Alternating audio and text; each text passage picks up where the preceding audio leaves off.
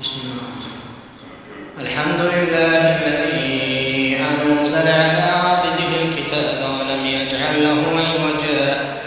قيما لينذر بأسا شديدا من لدنه ويبشر المؤمنين الذين يعملون الصالحات أن لهم أجرا حسنا ماكثين فيه أبدا وينذر الذين قالوا اتخذ الله ولدا ما لهم به من علم ولا لآبائهم كبرت كلمة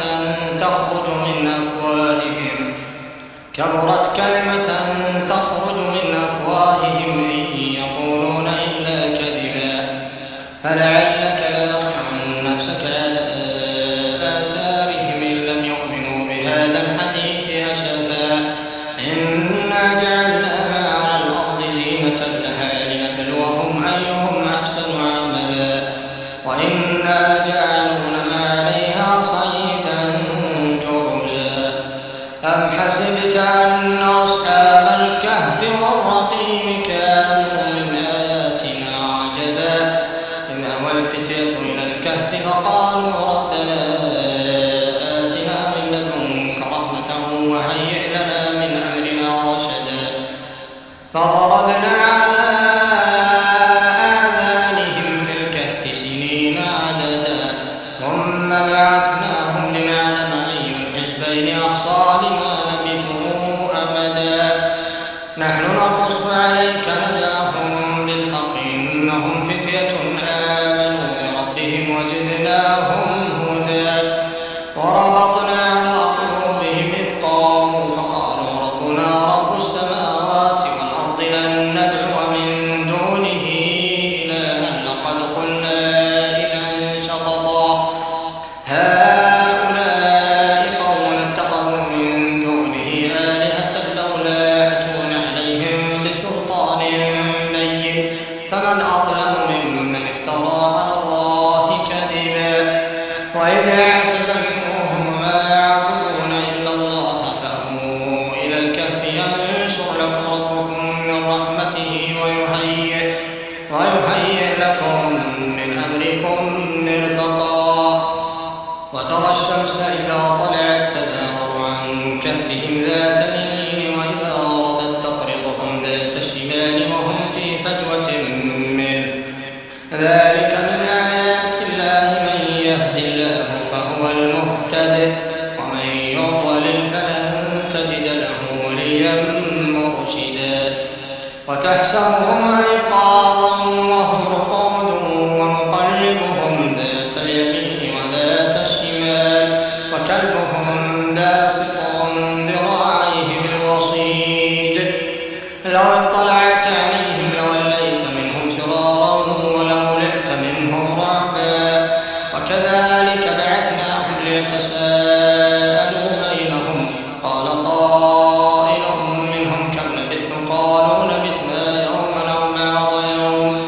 قالوا ربكم أعلم بما لبثتم فابعثوا أحدكم بورقكم هذه إلى المدينة فلينظر أيها أزكى طعاما فليأتكم برزق منه وليتلطف ولا يشعرن بكم أحدا إنهم إن يظهروا عليكم يرجموكم أو يعيدوكم في ملتهم ولن تفلحوا إذا أبدا وكذلك أعثرنا عليهم ليعلموا أن وعد الله حق وأن الساعة لا ريب فيها إذ يتنازعون بينهم أمرهم فقالوا ابنوا عليهم بنيانا ربهم أعلم بهم قال الذين غلبوا على أمرهم لنتخذن عليهم مسجدا سيقولون ثلاثة رابعهم كلبهم ويقولون خمسة سادسهم كلبهم رجما بالغيب ويقولون سبعة وثامنهم كلبهم قل ربي أعلم بعدتهم ما يعلمهم إلا قليل فلا تمار فيهم إلا مراء ظاهرا ولا تستفت فيهم منهم أحدا ولا تقولن لشيء إني فاعل ذلك غدا إلا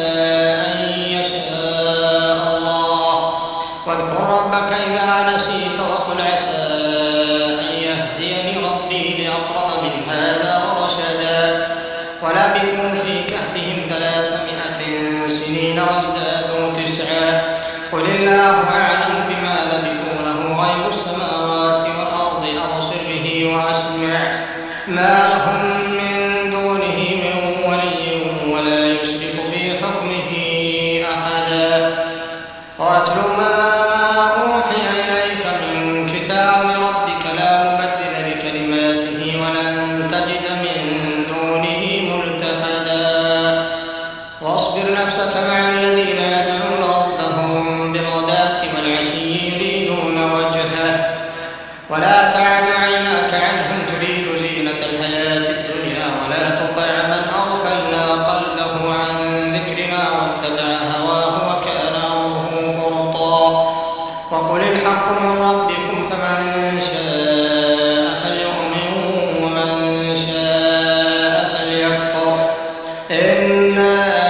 أعتدنا للظالمين نارا أحاط بهم سرادقها وإن يستغيثوا يغاثوا بماء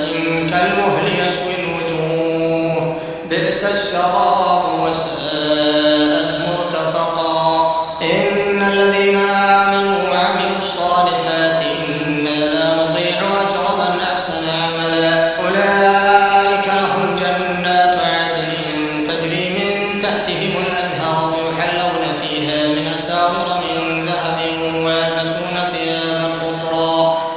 ويلبسون ثيابا خضرا من سندس واستبرق متكئين فيها على الأرائك نعم الثواب وحسنت مرتفقا واضرب لهم مثل الرجلين جعلنا لأحدهما جنتين من أعناب وحففناهما بنخل وجعلنا بينهما زرعا كلتا الجنتين آتت أكلها ولم تظلم منه شيئا وفجرنا خلالهما نهرا وكان له ثمر فقال لصاحبه وهو يحاوره أنا أكثر منك مالا وأعز نفرا ودخل جنته وهو ظالم لنفسه قال ما أظن أن تبيد هذه أبدا وما أظن الساعة قائمة ولئن رددت إلى ربي لأجدن خيرا منها منقلبا قال له صاحبه وهو يحاوره أكفرت بالذي خلقك من تراب ثم من نطفة ثم سواك رجلا لكن هو الله ربي ولا أشرك بربي أحدا ولولا إذ دخلت جنتك قلت ما شاء الله لا قوة إلا بالله إن ترني أنا أقل منك مالا وولدا فعسى ربي أن يؤتيني خيرا من جنتك ويرسل عليها حسبانا من السماء فتصبح صعيدا زلقا أو يصبح ماؤها غورا فلن تستطيع له طلبا وأحيط بثمره فأصبح يقلب كفيه على ما أنفق فيها وهي خاوية على عروشها ويقول يا ليتني لم أشرك بربي أحدا ولم تكن له فئة ينصرونه من دون الله وما كان منتصرا هنالك الولاية لله الحق هو خير ثوابا وخير عقبا واضرب لهم مثل الحياة الدنيا كماء أنزلناه من السماء فاختلط به نبات الأرض فأصبح هشيما تذروه الرياح وكان الله على كل شيء مقتدرا المال والبنون زينة الحياة الدنيا والباقيات الصالحات خير عند ربك ثوابا وخير أملا ويوم نسير الجبال وترى الأرض بارزة وحشرناهم فلم نغادر منهم أحدا وعرضوا على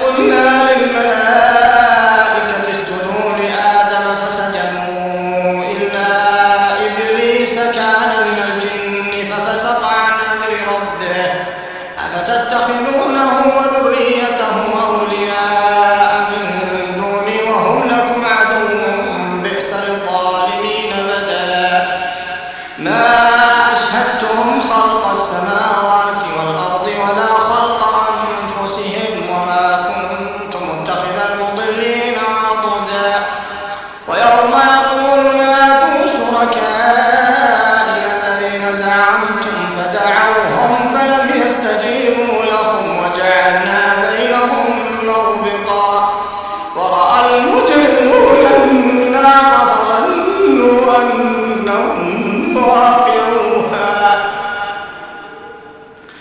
ورأى المجرمون النار فظنوا أنهم واقعوها ولم يجدوا عنها مصرفا ولقد صرفنا في هذا القرآن للناس من كل مثل وكان الإنسان أكثر شيء جدلا وما منع الناس أن يؤمنوا إذ جاءهم الهدى ويستغفروا ربهم إلا أن تأتيهم سنة الأولين أو يأتيهم العذاب قبلا وما نرسل المرسلين إلا مبشرين ومنذرين ويجادل الذين كفروا بالباطل ليدحضوا به الحق واتخذوا آياتي وما أنذروا هزوا ومن أظلم ممن ذكر بآيات ربه فأعرض عنها ونسي ما قدمت يداه إنا جعلنا على قلوبهم أكنة أن يفقهوه وفي آذانهم وقرا وإن تدعهم إلى الهدى فلن يهتدوا إذا أبدا وربك الغفور ذو الرحمة لو يؤاخذهم بما كسبوا لعجل لهم العذاب بل لهم موعد لن يجدوا من دونه موئلا وتلك القرى أهلكناهم لما ظلموا وجعلنا لمهلكهم موعدا وإذ قال موسى لفتاه لا أبرح حتى أبلغ مجمع البحرين أو أمضي حقبا فلما بلغوا مجمع بينهما نسيا حوتهما فاتخذ سبيله في البحر سربا فلما جاوزا قال لفتاه آتنا غداءنا لقد لقينا من سفرنا هذا نصبا قال أرأيت إذ أوينا إلى الصخرة فإني نسيت الحوت وما أنسانيه إلا الشيطان أن أذكره واتخذ سبيله في البحر عجبا قال ذلك ما كنا نبغي فارتدا على آثارهما قصصا فوجدا عبدا من عبادنا آتيناه رحمة من عندنا وعلمناه من لدنا علما قال له موسى هل أتبعك على أن تعلمني مما علمت رشدا قال إنك لن تستطيع معي صبرا وكيف تصبر على ما لم تحط به خبرا قال ستجدني إن شاء الله صابرا ولا أعصي لك أمرا قال فإن اتبعتني فلا تسألني عن شيء حتى أحدث لك منه ذكرا فانطلقا حتى إذا ركبا في السفينة خرقها قال أخرقتها لتغرق أهلها لقد جئت شيئا إمرا قال ألم أقل إنك لن تستطيع معي صبرا قال لا تؤاخذني بما نسيت ولا ترهقني من أمري عسرا فانطلقا حتى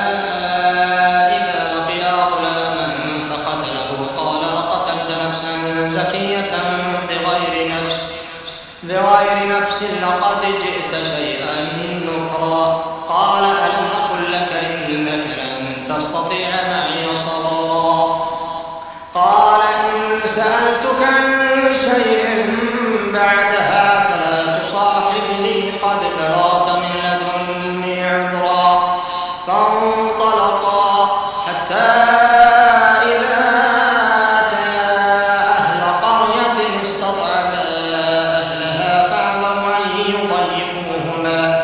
وجدا فيها جدارا يريد أن ينقض فأقامه قال لو شئت لاتخذت عليه أجرا قال هذا فراق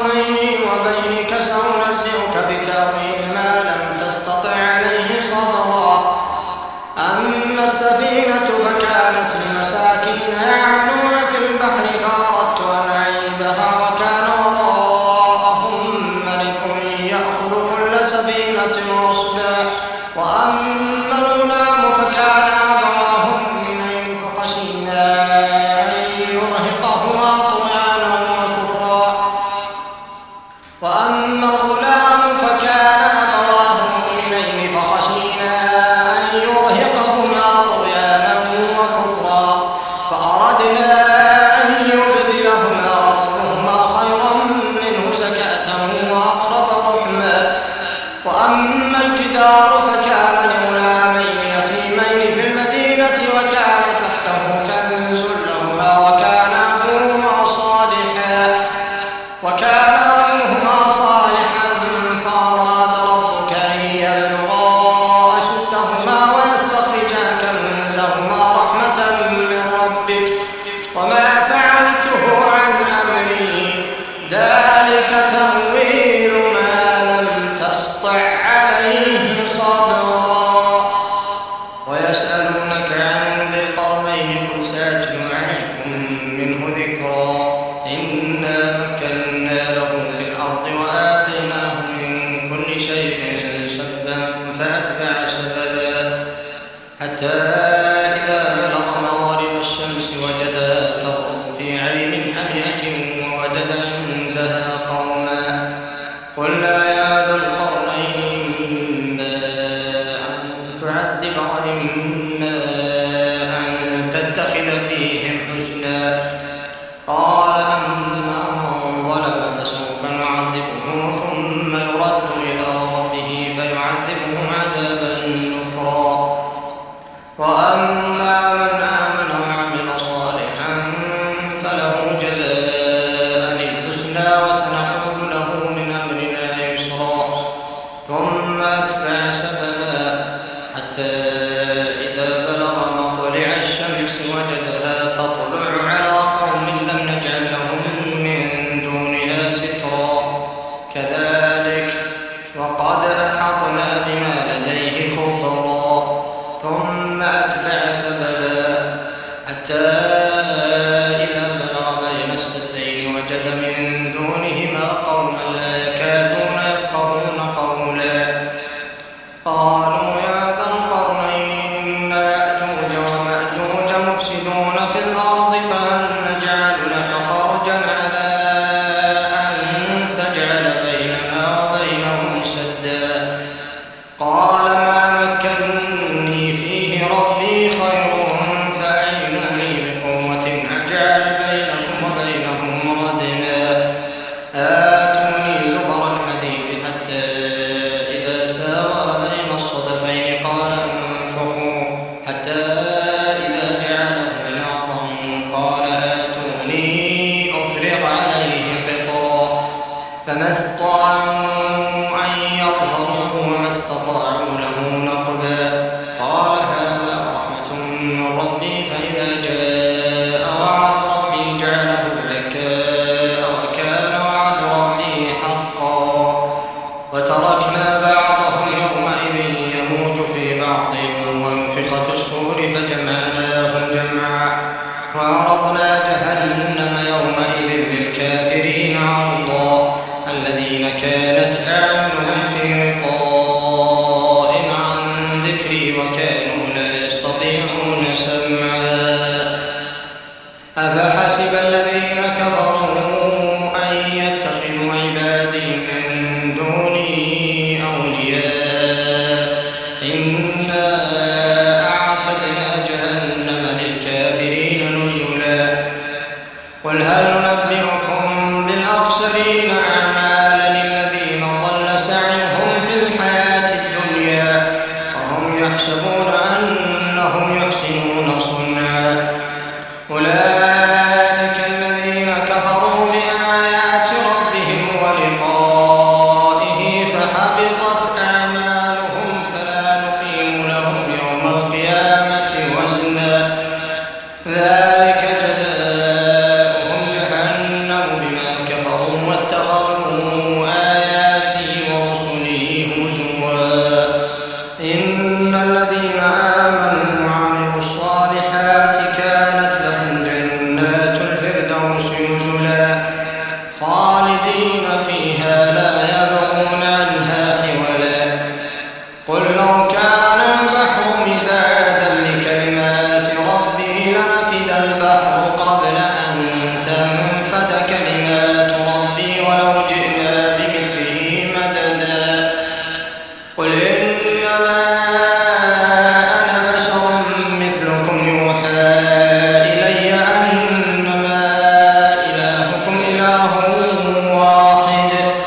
فمن